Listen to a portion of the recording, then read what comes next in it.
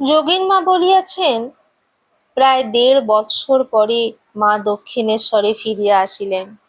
ঠাকুর লিখিয়াছিলেন, আমার খাওয়া দাওয়ার কষ্ট হচ্ছে। মা আসিলে ঠাকুর তাহাকে বলিয়াছিলেন, সেই যে ডাগর ডাগর চোখ মেয়েটি আসে, সে তোমাকে খুব ভালোবাসে। তুমি যাবার দিন সে নহবতে বসে খুব কেঁদেছিল। মা বলিলেন, হ্যাঁ, তার নাম যোগেন। আমি যখনই দক্ষিণেশ্বরে যাইতাম, মা আমাকে সব কথা বলিতেন, পরামর্শ জিজ্ঞাসা করিতেন। আমি মায়ের চুল বাঁধিয়া দিতাম। আমার হাতের চুল বাঁধা মা এত ভালোবাসিতেন যে ৩-৪ দিন পরেও স্নানের সময় মাথার চুল খুলিতেন না। বলিতেন, না, ও যোগেনের বাঁধা চুল, সে যেদিন আসবে সেই দিন খুলব। আমি ৭-৮ দিন পর পর ঠাকুরের কাছে যাইতাম।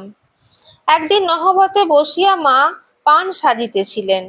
আমি পাশে বসিয়া দেখি মা কতকগুলি পান ভালো করিয়া এলাচ দিয়া সাজিলেন, আর কয়েকটি শুধু সুপারি চুন দিয়া সাজিলেন। আমি বলিলাম, কই, এগুলোতে মশলা এলাচ দিলে না? ওগুলি বা কার, এগুলি বা কার?